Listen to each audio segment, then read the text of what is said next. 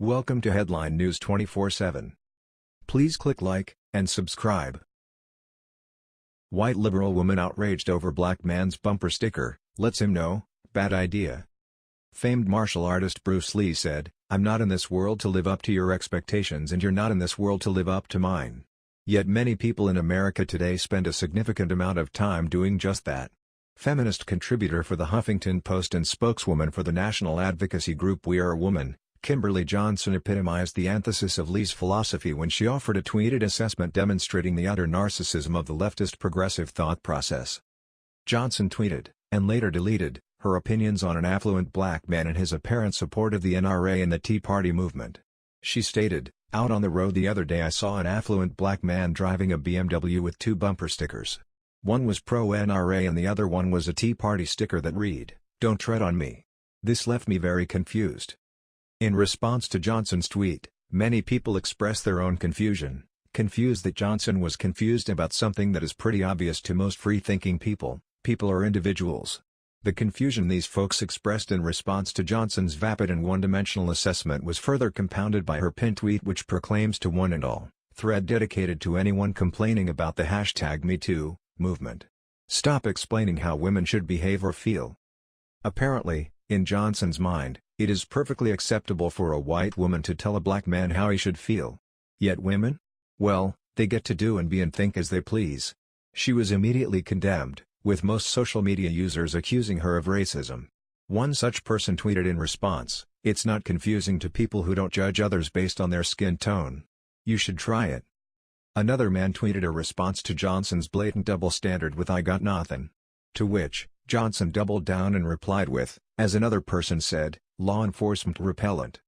Yet another Twitter user tried to make sense of Johnson's obvious lack of self-awareness and propensity for shoving people into ideological boxes based on little more than superficial characteristics.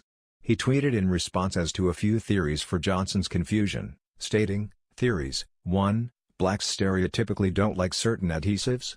2. Nobody should put stickers on a BMW. 3. Liberal doesn't understand philosophical consistency.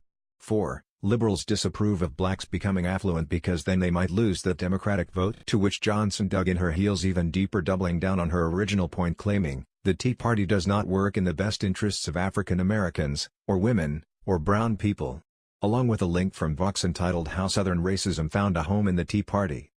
Journalist Jason Howard tweeted in response to Johnson, "One of the most racist things ever are people who think black people must all think alike and vote for the same party." Fox News reports Johnson attempted to defend her tweet, saying she was merely confused and didn't mean to tell black Americans who they should support. "It's not about skin tone. It's about people voting against their own interests. The same can be said for anyone who isn't rich and white," she wrote in one tweet. She also accused the Tea Party movement and the GOP of not representing everyone and helping only white, rich men. Amid the turmoil, the author erased the controversial tweet and explained the reason for the deletion. "I deleted a tweet that questioned why African Americans would support the Tea Party, and people saw that as racist. I do not see the GOP working in the best interests of people of color or women. I never said anyone should vote any particular way. I said it confused me," Johnson tweeted. "I deleted it because people were putting words in my mouth and changing my original intent. For the record, I do not believe everyone should vote the way I do. However, I am free to wonder what motivates people to vote," she added. Apparently, according to Johnson, black and brown people are one-dimensional and only allowed to drive certain cars, live in certain areas, think certain thoughts, and no deviation is allowed. It seems she simply sees skin color rather than a free-thinking individual person with a mind of their own allowed to believe however they choose regardless of whether or not people like Johnson agree or not.